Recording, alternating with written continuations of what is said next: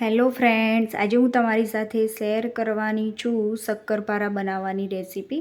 શક્કરપારા બનાવવા માટે મેં અહીંયા ઘઉંનો ઝીણો લોટ લીધેલો છે. 2 વાટકી ઘઉંનો ઝીણો લોટ લીધો છે. અડધી વાટકી ઘી લીધેલું છે.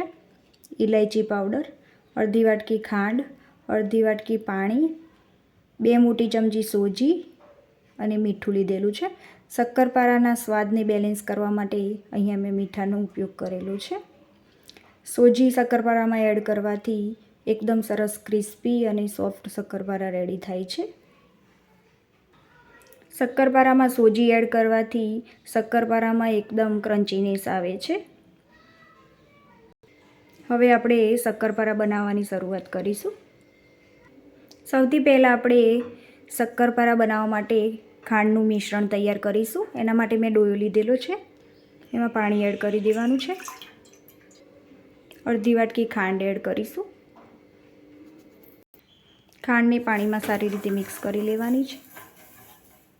ખાંડને ઓગાળી લઈશું મિક્સ કરતા જઈને. ખાંડ પાણીમાં એકદમ સારી રીતે ઓગળી ગઈ છે.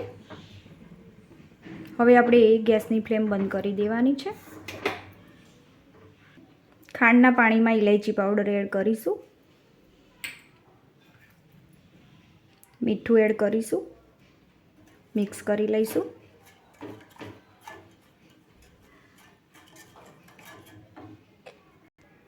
મીઠું ઓગળી જાય ત્યાં સુધી આપણે મિક્સ કરવાનું છે. હવે આ ખાંડના મિશ્રણને આપણે ઠંડુ થવા દેવાનું છે.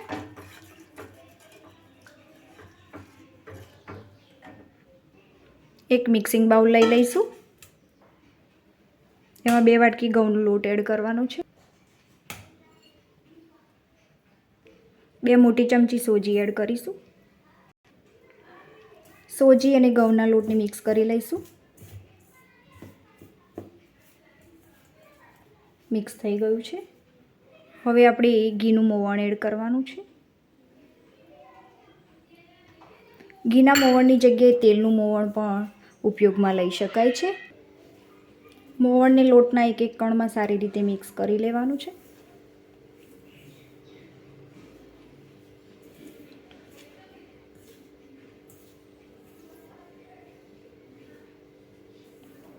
એકદમ સરસ રીતે ઘી મિક્સ થઈ ગયું છે. ખાંડનું મિશ્રણ પણ ઠંડુ થઈ ગયું છે. થોડું થોડું એડ કરતા જઈને લોટ બાંધી લેવાનો છે.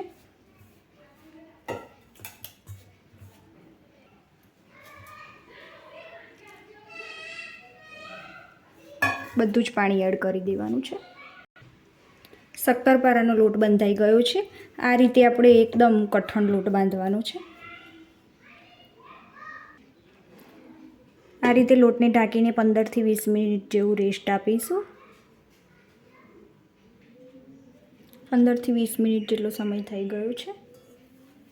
પહેલાં કરતાં પણ આપણો લોટ વધારે કઠણ થયો છે. લોટને આપણે વધારે પડતો મસળવાનું નથી કે એને કૂટવાની પણ જરૂર નથી. 3 કટ લગાવી લઈશું.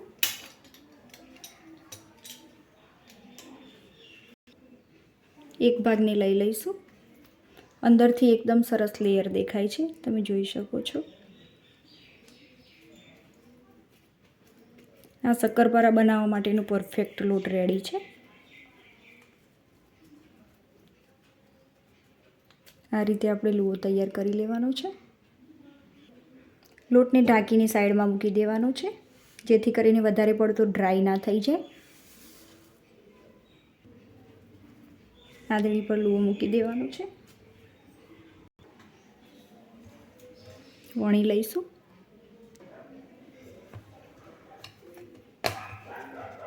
એકદમ સરસ લોટ બંધાયો છે કઠણ. આ રીતે કઠણ લોટ બાંધવાથી શક્કરપારા એકદમ સરસ બને છે.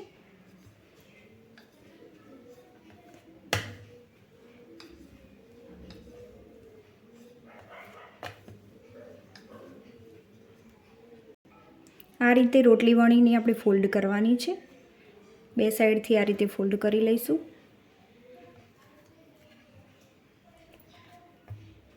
આ રીતે ફોલ્ડ કરીને પાછા ફરી વણીશું.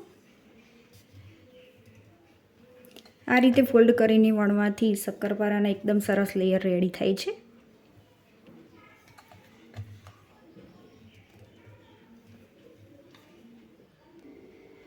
આ રીતે આપણે મીડિયમ થીક રાખવાનું છે.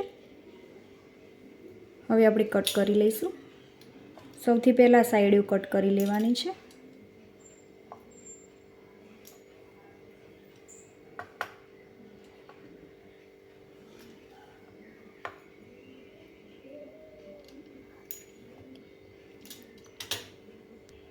હવે આપણે શક્કરપારા કટ કરી લઈશું. મીડિયમ સાઇઝમાં કટ કરવાના છે.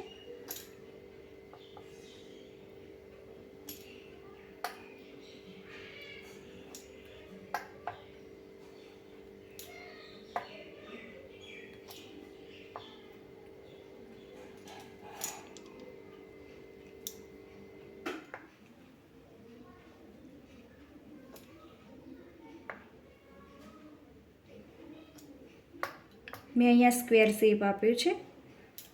તમે કાજુ કતરીનો શેપ પણ આપી શકો છો.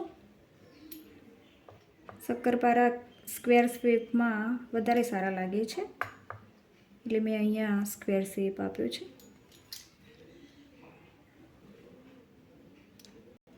અંદરથી પણ સરસ લેયર દેખાય છે. એકદમ સરસ શક્કરપારા થયા છે. આ રીતે બધા જ શક્કરપારા બનાવી લઈશું. બધા જ શક્કરપારા મેં વણી લીધા છે. હવે આપણે તેલ ગરમ કરવા માટે મૂકીશું. તેલ ગરમ કરવા માટે મૂકી દીધું છે. તેલને ગરમ થવા દઈશું. તેલ ગરમ થાય એટલે જ આપણે શક્કરપારા એડ કરવાના છે. તેલ આપણું ગરમ થયું છે કે નહીં ચેક કરીશું. લોટનો નાનો ટુકડો એડ કરીશું.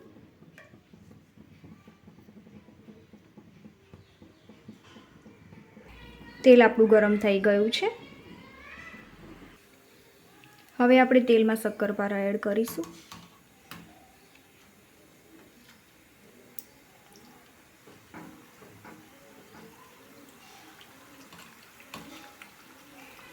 આ રીતે કરવાનું છે એટલે બધા શક્કરપારા છૂટા પડી જશે.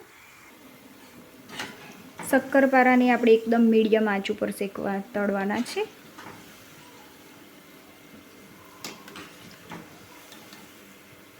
હાઈ ફ્લેમ નથી રાખવાની, સ્લો ફ્લેમ પર જ આપણે તળીશું. આ રીતે હલાવતા જવાનું છે એટલે બધી બાજુથી શક્કરપારા એકદમ સારી રીતે કૂક થાય અને સરસ તળાઈ જાય.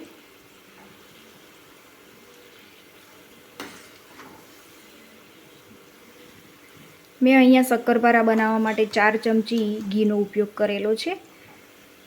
તમે ઘીની જગ્યાએ તેલનો ઉપયોગ કરીને પણ શક્કરપારા બનાવી શકો છો. મોટી 4 ચમચી ઘી લીધેલું. જે પ્રમાણે લોટ લઈએ એ પ્રમાણે ઘી અથવા તેલનો ઉપયોગ કરવાનો છે.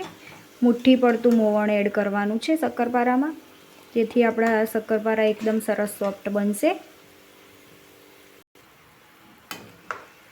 આ રીતે સતત હલાવતા રહીને આપણે શક્કરપારાને તળવાના છે.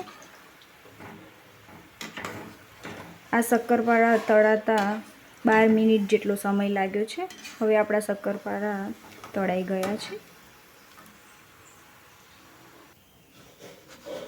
મોટા જરાની મદદથી શક્કરપારા લઈ લઈશું. કાણાવાળા બાઉલમાં એડ કરી દેવાના છે. બીજા શક્કરપારા પણ તેલમાં એડ કરીશું. આ રીતે આપણે બધા જ શક્કરપારા તળી લેવાના છે. સ્લો ફ્લેમ પર જ આપણે બધા શક્કરપારા તળી લઈશું. આ રીતે હલાવતા રહેવાનું છે.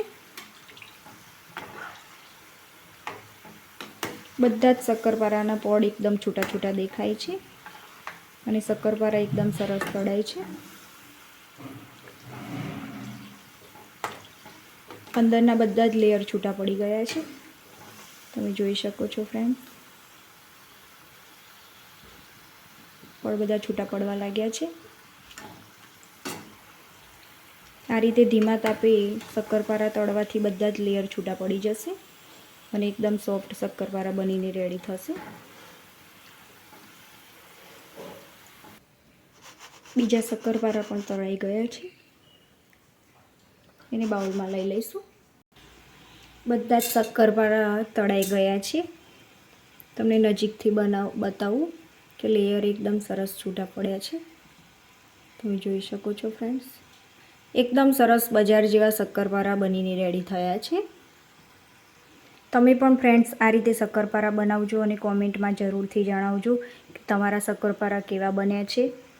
મારા વિડીયોને લાઇક, કોમેન્ટ અને સબસ્ક્રાઈબ કરવાનું ના ભૂલતા ફ્રેન્ડ્સ. હવે ફરી મળીશું એક નવી જ રેસીપી સાથે.